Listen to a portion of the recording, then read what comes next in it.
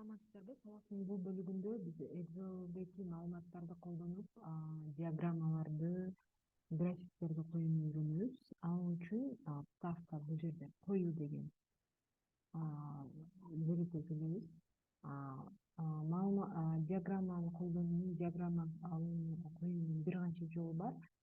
Мисалы, биринчиси кайсыл маалыматты колдонуп диаграмманы койгубуз келсе, ошол маалыматты ушундай кылып тандайбыз. Тандагандан кийин бул жерден диаграммадан ошол маалыматты дагы да жакшы чагылдыра турган түрүн тандасак болот. Мисалы, биз биринчисин тандап көрөлү. Мисалы, гистограмма койдук. Бул жерде кандай маалыматты көрө алабыз? Бул жерде алма, пияз, картошка, кумшекердин бааларынын өскөндүгүн байкайбыз. Мисалы, салыштыруу иретинде 2010-жылы кайсынысы эң жогору болгон жана мисалы 2021-2020 деп койдук. Андан кийин дагы бир жолу башка бир диаграмма тандап көрөлү. Ушул эле маалыматты колдонобуз, тандайбыз. Вставка киргизүүчү коюу бөлүгү.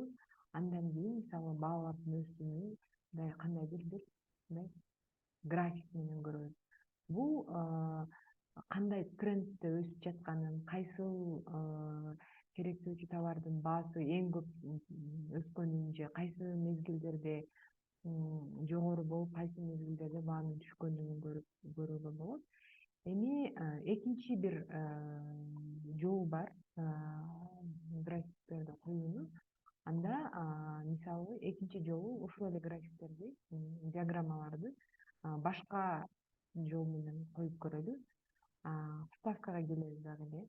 Бул жерден бизге пайдалуу боло турган, биз маалыматты чагылдырганда дагы да жакшы чагылдыра турган бир диаграмма, графиктин түрүн тандайды. Мисалы, мындай бир объемный график тандайды. Эми бизде азыр бош графиктин шаблону бар. Анын үчүн биз маалымат менен толтурушубуз керек. Аны тандап турабыз. Тандагандан кийин выбрать данные, маалыматты тандоо деген бар.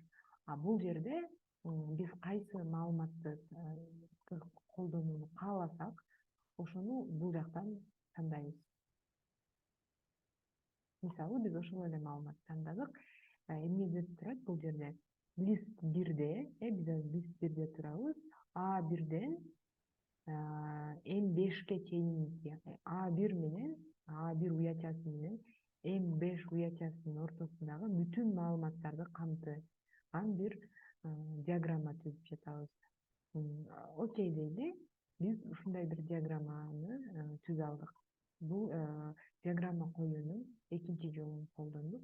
Эми диаграмма менен дагы кандай иштесек болот? Мисалы, бул жерде бизде бул диаграмма бар. Эми бул жерде эмнени көрсөтүп турат? Бул баскычка басуу менен бул жерде вертикалдык жана горизонталдуу түрдө турган маалыматтарды, бул жерде горизонталдык түрдө турганды вертикалдуу же вертикалдуу түрдө турган маалыматты бул ушундай горизонталдуу кылып мындай өзгөртүп коет. Кайсы жолу мисалы алманын баасы эң жогору болгон деген сыяктуу. Эми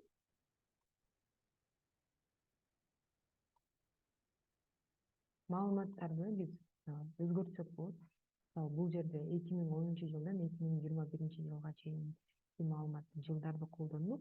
Бирок көп жыл болгондо, мисалы, бир аз жакшы көрүнбөй же түшүнүксүз болуп калып атса, бул жерден аны өзгөртсөк болот. Мисалы, биз азыр бизге кумшекердин гана баасын көргүбүз эмес, алма менен кумшекердин баасы калсын дейли. Анан кээ бир жылдардын маалыматтарын алып коелу. Мисалы, 2011, 12, 13, 14 бизге керек эмес. Биз ар бир 5 жылдын маалыматын карайбыз. Мисалы, 2010-жылды, анан кийин 2020-жылды калтырып, калгандарын алсак, окей дейбиз. Бул жерде 3 эле жылга 2 эле керектөөчү товардын баасын бизге койду. Эми кийинки бир дагы маалымат, Биз мисалы бул же вертикалдуу бир диаграмманы колдонуп атабыз, бирок биз ушул эле маалыматты колдонуп бул жактан диаграмманын типин өзгөртсөк болот. Кандай диаграммадагы типти колдонуп алабыз? Мисалы балким мындай бир болсун. 3D форматында, 3D форматында болсун десек, ушул диаграмманын типин өзгөртсөк болот. Эми бул жерде бир эле бетте, мисалы бизде азыр 3 диаграмма болуп, ал бизге ыңгайсыздык жаратып атат, же болбосо аркасындагы маалыматты көрө албай атабыз.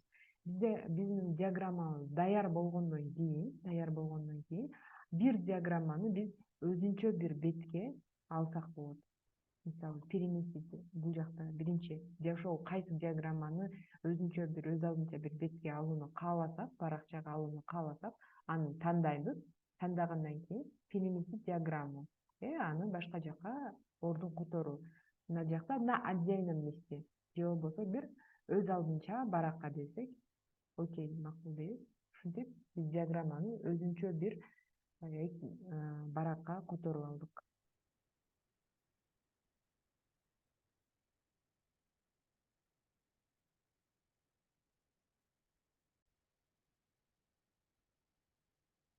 Эми кийинки кошумчалай кетчү нерсе, бул жерде биз диаграмманы өзүнчө бир бетке алдык, андан кийин ага башка нерселерди кошсок болот.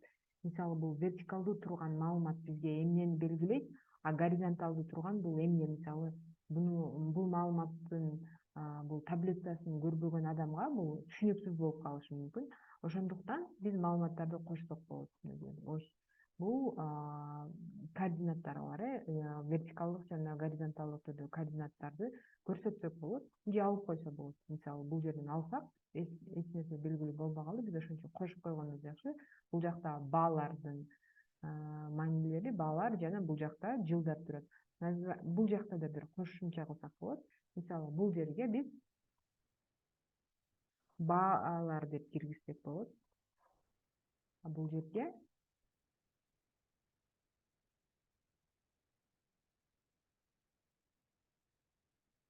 аталышы деп киргизели. Андан кийин бул жака бул эмне диаграмма. Бул эмне диаграмма, буга дагы баалар деп киргизип турабы, атап турабы. Бул баалар, бул жакта биз вертикалдык түрдө турган бул баалардын маанилери, сандары, бул жакта горизонталдуу турган бул аталышы.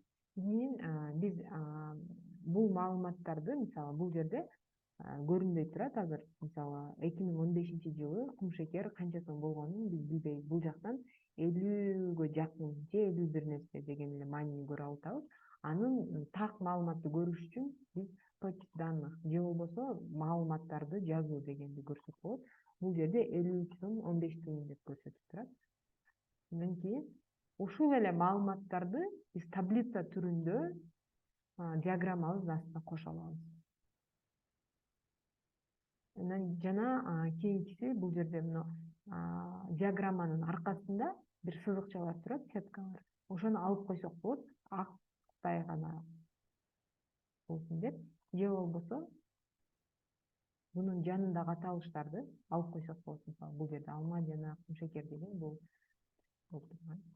алынып калат. Ушинтип диаграмманын көп нерсени өзгөртүп колдонсок болот. Мисалы бул жерде деле өзүнчө бир баракка албай эле, бул жерде деле ошол эле нерселерди жасасак болот. Мисалы бул жерде таблицалар, маалыматтарды жазсак болот. Астына таблица түрүндө кошсок болот. Сетка актай барактай эле болсун деп аркасына сызыкчаларды алып койсок болот. Бул жактагы маалымат диаграмманын түрүнө карап өзгөрө берет. Ошон үчүн бул жак белгилүү бир диаграмманын элементтерин кошкондо диаграмманы же графикти дагы да түшүнүктүү боло тургандай кылып биз өзүбүз кошумча маалыматтарды кошуп алсак болот.